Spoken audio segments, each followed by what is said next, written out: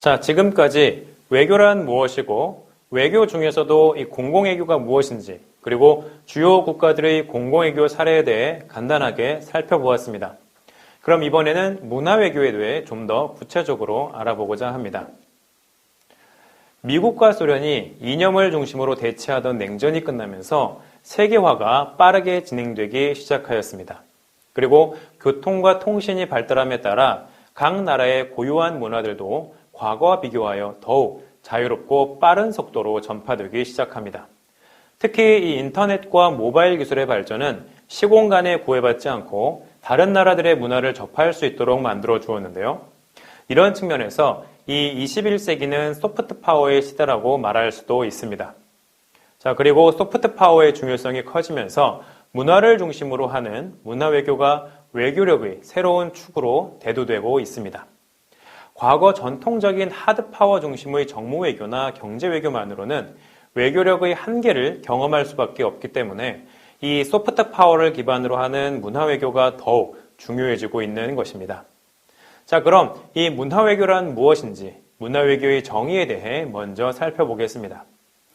우리나라 외교부에 따르면 정부 기구 혹은 정부 기구로부터 위임받은 기관이 다른 나라의 정부와 국민을 대상으로 예술, 지식, 정보, 언어 및 제도 등을 수단으로 하여 상호 이해를 증진시킴으로써 자국의 국가 이미지를 제고하고 소프트 파워를 높이기 위한 재반 활동을 문화외교로 정의하고 있습니다. 문화외교의 정의에서 볼 수 있는 것처럼 문화외교는 문화를 수단으로 하는 외교 활동을 의미합니다. 즉, 수단적인 측면에서 문화외교는 주권 국가가 문화수단을 이용해 특정한 정치적 목적 혹은 대외 전략의 의도를 달성하려는 일종의 외교 활동인 것이죠. 그리고 이 문화외교의 정의를 주체, 대상, 수단, 그리고 목적으로 구분해 본다면 주체는 정부기구 혹은 정부기구로부터 위임받은 기관이 되고요. 대상은 다른 나라의 정부와 국민이 되며 예술, 지식, 정보, 언어 등이 수단으로 사용됩니다. 그리고 목적으로는 자국의 국가 이미지를 제고하고 소프트 파워를 높이는 데 있습니다. 그런데 이 문화외교의 궁극적인 목표를 다른 나라 및 국제 무대에서 자국의 영향력을 증대한다는 측면에서 본다면 이 문화외교는 결국 공공외교와 일맥상통하는 유사한 개념이라고 볼 수 있습니다. 자, 그럼 문화외교와 공공외교는 구체적으로 어떤 관계에 있을까요? 이에 대해서는 두 가지 관점이 존재합니다. 첫째, 문화외교가 공공외교의 하위 개념이라는 것입니다. 공공외교와 문화외교 모두 소프트 파워를 기반으로 하고 국가 이미지 제고와 자국의 영향력 확대라는 목적을 공유하지만 이 문화외교의 경우에는 문화라는 수단적 차원에서 보다 협소한 의미를 가지고 있기 때문에 공공외교의 하위 개념으로 본다는 관점입니다. 두 번째는 문화외교와 공공외교가 유사하다는 관점입니다. 공공외교 분야의 대표적인 학자 중 한 명인 얀 멜리세는 공공외교를 프로파간다, 국가 브랜드 구축과 비교하며 문화외교의 유사성을 설명하는데요. 즉, 공공외교는 쌍방향을 추구한다는 점에서 일방향적인 프로파간다와 구분되고 공공외교의 목적이 국가 정체성을 강조하는 것이 아니라는 측면에서 국가 정체성을 강조하는 국가 브랜드 구축과도 차이가 있다고 설명합니다. 하지만 다른 나라의 대중을 끌어들인다는 점에서 공공외교는 문화외교와 매우 유사한 개념이라고 설명하고 있습니다. 이렇듯 문화외교와 공공외교는 비슷한 목적을 추구한다는 점과 그리고 수단적 차원에서 소프트 파워를 기반으로 한다는 점에서 동일한 맥락으로 이해할 수 있습니다. 앞서 설명한 것처럼 문화외교는 문화를 수단으로 하는 외교의 한 방법입니다. 그리고 공공외교와 유사한 개념이기 때문에 문화외교 역시 전통외교와 차이를 보입니다. 특히 외교의 주체라는 측면에서 전통외교와 문화외교 간의 근본적인 차이가 존재합니다. 앞서 우리는 전통외교의 수행 주체를 정부와 이에 속한 소수의 외교관이라고 배웠는데요. 이런 측면에서 전통외교의 주체는 중앙 집중화되었다고 할 수 있습니다. 그리고 외교의 대상이 상대국 정부에 국한되어 있고 또한 외교의 범위가 정치나 경제, 그리고 안보 등에 국한되어 있기 때문에 외교 활동의 범위 또한 매우 좁다고 할 수 있습니다. 반면 이 문화외교의 경우에는 외교 활동의 범위가 굉장히 넓고 외교의 주체도 다양합니다. 먼저 외교의 주체를 보면 기본적으로 정부를 포함하여 여기에 다양한 민간 행위자들이 포함되는데요. 이들 민간 행위자는 정부의 지원을 받거나 독자적인 방식으로 문화외교를 수행하기도 합니다. 외교의 활동 범위 또한 매우 넓습니다. 문화외교의 대상은 다른 나라의 정부와 국민입니다. 그렇기 때문에 다양한 문화적 활동을 포함한다는 측면에서 외교 활동의 범위가 매우 넓다고 할 수 있습니다. 앞서 말씀드린 것처럼 인터넷과 모바일 기술의 발달로 외교 활동의 범위는 더욱 넓어지고 있습니다. 그렇다면 문화외교의 중요한 주체인 민간 행위자는 구체적으로 누구를 의미하는 것일까요? 문화외교 역시 외교라는 점을 인식할 필요가 있습니다.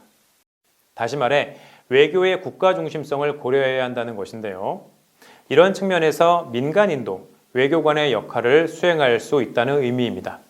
즉, 국가가 수행하는 외교 활동에서 국가가 수행할 수 없거나 약한 부분을 민간인 행위자가 보완해 준다는 의미입니다. 문화외교의 주체가 민간 행위자라고 해서 국가와는 완전한 별개의 주체로서 독자적인 외교적 목표를 설정하고 이를 수행하는 의미가 결코 아닙니다. 앞서 문화외교의 목적이 소프트 파워를 기반으로 국가 이미지를 제고하고 자국의 영향력 확대라는 점을 상기해 보면 아마 이해가 되실 겁니다. 그렇기 때문에 문화외교의 목적과 상관없이 순수한 민간인들 사이에서 일어나는 문화교류는 문화외교와 구분할 필요가 있습니다. 그렇다면 이 공공외교에서 민간 주체는 왜 중요할까요? 바로 문화의 특성 때문에 그렇습니다.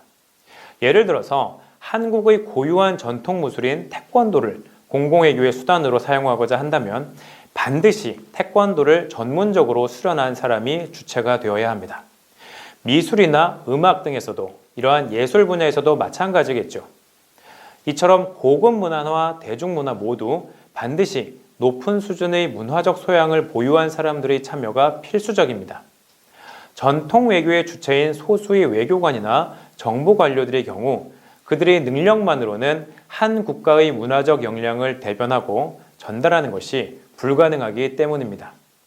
이런 문화의 특성을 고려하면 국가가 한 문화외교 활동에는 문화적 식견이 탁월한 존재가 절대적으로 필요하고 그렇기 때문에 공공외교의 주체로서 민간의 역할이 중요해지는 것입니다. 그리고 무엇보다 문화적 창의성이라는 것은 비교적 폐쇄적인 관료 조직에서 나오기 힘들다는 것을 염두에 두어야 합니다. 문화적 창의성의 발현은 국가의 개입보다는 민간의 자발적 동기에 의해 이루어지는 경우가 많기 때문입니다. 이와 같이 문화외교를 수행하는 데 있어 민간 주체의 역할은 더욱 중요해지고 있습니다. 이 사진을 한번 보시죠. 여러분들께서도 너무나 잘 아시는 BTS, 방탄소년단입니다. BTS는 대한민국을 대표하는 가수로서 전 세계적인 인기를 누리고 있는데요. 이 사진은 2018년 BTS 멤버들이 UN 총회에 참석해서 연설을 하고 있는 모습입니다. 당시 BTS의 연설은 UN의 청년 아젠다 제너레이션 언리미티드 글로벌 파트너십의 론칭을 기념하기 위해 마련되었는데요. 그만큼 BTS가 전 세계 청소년과 젊은 세대들에게 지지와 사랑을 받고 있다는 것이겠죠. BTS의 이러한 활동은 BTS의 인기뿐만 아니라 한국에 대한 외국인들의 호감도 상승과 한국의 국가 이미지 제고에도 크게 기여하였습니다. 2021년에는 문재인 대통령과 함께 76차 UN 총회에 참석해서 다시 한번 연설을 하였는데요. 이때 BTS는 미래 세대와 문화를 위한 대통령 특별사절이라는 신분으로 UN 회의에 참석하였습니다. 이처럼 BTS는 민간 주체로서 문화외교에 있어 중요한 역할을 담당하고 있습니다.